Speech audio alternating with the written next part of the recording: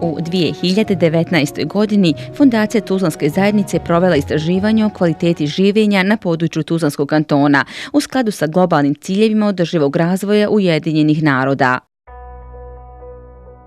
Ljudski kapital predstavlja osnovni resurs za napredak i razvoj zajednice. Nivo formalnog obrazovanja značajno određuje radni status i zaposlenje.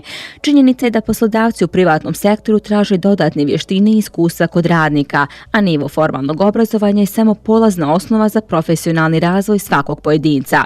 Kada su u pitanju savremeni radni procesi, dodatno obrazovanje je od presudne važnosti. Može li neformalno obrazovanje nadopuniti postojeće formalno obrazovanje, te tako odgovoriti na potrebe pojedinca i zajednice?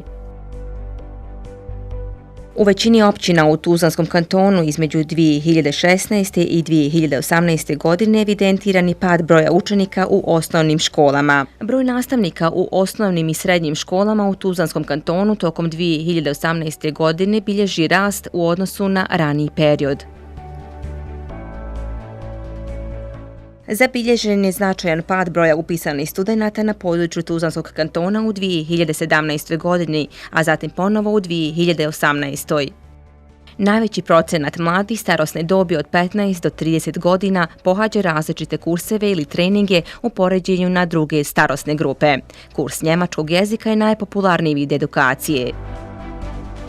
Udruženje građana Agora iz Tuzle organizacija civilnog društva, koja putem programa neformalne edukacije zasnovanih na principima otvorenog obrazovanja osnažuje i jača kapacitete pojedinca, posebno mladih kao odgovornih građana koji preuzimaju odgovornost za svoj lični razvoj i razvoj zajednice. Agora centar je poznat po svojim pristupačnim cijenama za zajednicu sa jedne strane, ali mi smatramo i znamo da smo puno više, prepoznati po ljudima, po mladim ljudima koji vode te neformalne edukacije, jer u proteklim godinama najviše smo ulagali u ljudske resurse i ljudi su naša najveća snaga. Mladi ljudi koji volontiraju u Agora centru, koji jačaju svoje kapacitete, stiču nove vještine, danas su zaposleni u nekim poznatim kompanijama u gradu i šire.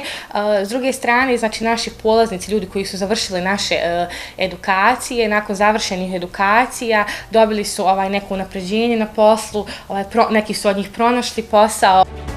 Kako građani doprinose obrazovanju i cjeloživotnom učenju? Svojim aktivizmom i radom u udruženju doprinosimo neformalnom obrazovanju.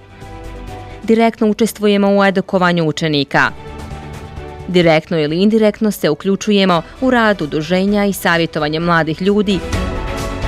Prema globalnim ciljevima održivog razvoja Ujedinjenih naroda svaka zemlja treba da osigura kvalitetno obrazovanje.